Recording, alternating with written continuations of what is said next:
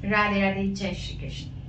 आइए आज अब हम मेष राशि पर शुरू करते हैं अपनी क्लास को, कक्षा को। ज्योतिष में 12 राशियां हैं, ये मैंने पहले ही बता दिया था। और पूरे भगचक्र को, पूरे जोड़ियाक को 360 डिग्री में डिवाइड किया गया है और एक राशि को 30 डिग्री में का पार्ट दिया गया। अब 30 डिग्री के अंदर जो वहां पे जो नक्षत्र होते हैं, जो तारे होते हैं, जो ग्रह होते हैं, उनके एक कॉम्बिनेशन बनते हैं, उनका एक शेप बनता है। उस शेप को मेष राशि, पहली राशि को कहते हैं और इंग्लिश में उसे एरीज कहते हैं। अब चाहे एरीज कहते हो या मेष राशि कहते हो, उसका जो शेप बनता है वो भेड़ का बनता है। भेड़ का यानी कि इंग्लिश में जिसे शीप कहते हैं, जिससे कि हम ऊन निकालते हैं। तो मेष राशि की क्या क्या क्वालिटी है, इसको हम यहाँ पर अभी समझेंगे।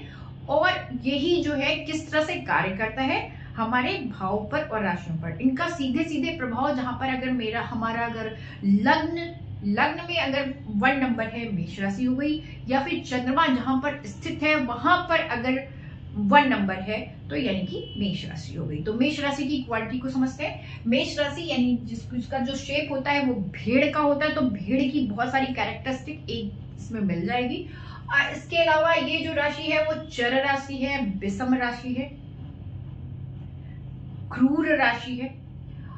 यहाँ पे मैंने लिख दिया है, इसको आप नोट भी कर सकते हैं। ये काल पुरुष जो होता है, काल पुरुष किसको कहते हैं? विष्णु भगवान को कहते हैं। और विष्णु भगवान का सिर माना जाता है चर राशि को, मेष राशि को। और मेष राशि जो है वो रक्त वर्ण होता है, यानी कि व्यक्ति कहीं पर भी हो, ऑल ओवर वर्ल्ड में, पूरे विश्व में, वो जापान में या अफ्रीका में या अमेरिका में कहीं पे भी पैदा हो, जो उसका जो एक कलर होता है और जो कद काठी होती है, उसके वहां के जो वातावरण से तो संबंधित होती ही होती है, वो तो निश्चित है। लेकिन इसके अलावा जो उस पर जो एक आभा आएगी वो रक्त वर्ण की आभा दिखाई देगी। तो यहाँ पर अगर मेष राशि होगा तो उसका जो व्यक्ति होगा उसमें रक्त वर्ण जैसा उसका वर्ण दिखाई देगा, मतलब थोड़ा सा लालिमा लिए हुए चेहरा होगा। अब इसके अलावा ये इसको, हालांकि जो अगर बृहद पराशर होरा शास्त्र में या शास्त्रीय उसमें देखा जाए तो कई जगह पर इसमें कद दीर्घ राशि मानी जाती है। तो दीर्घ राशि से लोगों ने कद लंबा ले लिया है, पर कद लंबा से मतलब नहीं है, दीर्घ सूत्री होते हैं, यानी कि कार्य करने की जो क्षमता होती है उसमें उसको लंबा खींचते हैं या दीर्घ चलता है। इसके अलावा जो ये राशि है ये रात्रि में बली होती है और पूर्ववासी होती है। यहाँ पे मैंने लिखा नहीं है, नोट कर लीजिएगा, पूरब की तरफ रहने वाली होती है, पूर्व दिशा की तरफ। इसको दिशा से इसका कैसे समझेंगे? दिशा जो होती है वो पूरब की दिशा में रहने वाली होती है। यानी कि जब मान लीजिए मेष राशि का जातक है या मेष लगन का जातक है, तो अगर वो कहीं पे भी रहे, वो केरल में रहे या अमेरिका में रहे या हिंदुस्तान के नॉर्थ ईस्ट में रहे, लेकिन तो जो उसका जो कमरा होगा, वो जो रहता होगा, वो पूरब की दिशा वाला ही हिस्से में वो रहेगा। तो पूरब की तरफ उसका रहता है। और ये पर्वताचारी होती है। ये जो राशि है वो पर्वताचारी इसलिए होती है क्योंकि जो भेड़ें होती है वो ठंडे प्रदेशों में, पर्वतीय क्षेत्रों में पाई जाती है, उसमें ऊल होता है। तो इस तरह से आप समझ सकते हैं कि ये पर्वताचारी होते हैं, यानी कि ये घूमने टहलने में अच्छा लगता है, इनको मजा आता है। तो ये भ्रमणशील होते हैं और प्रकृति से के करीब रहना पसंद करते हैं। इसके अलावा जो ये राशि है वो पृष्ठोदय राशि है।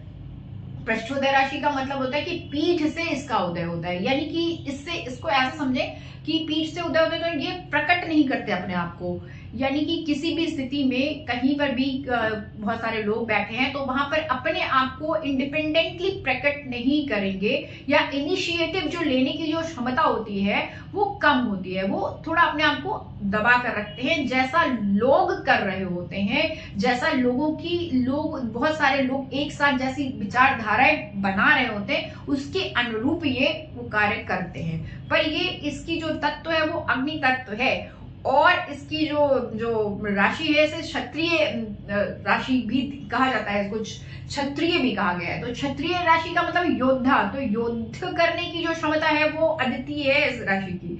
तो ऐसे ये नहीं कि इनिशिएटिव नहीं लेते हैं तो ये दब जाएंगे, दबेंगे नहीं।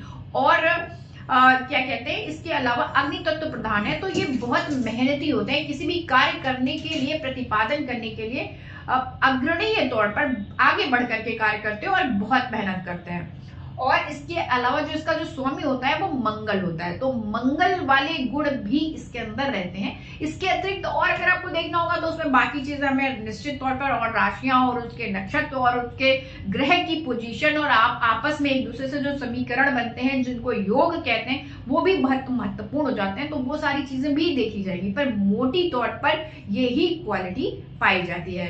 आशा है इतना आपको समझ में आएगा। इससे ज्यादा करने के लिए आपको हमारी क्लास अटेंड करनी पड़ेगी आकर के इंडिविजुअल, जो कि थोड़ा लंबा प्रोसेस हो जाएगा, पर मोटी तौर पर इसे समझ सकते हैं इस तरीके से।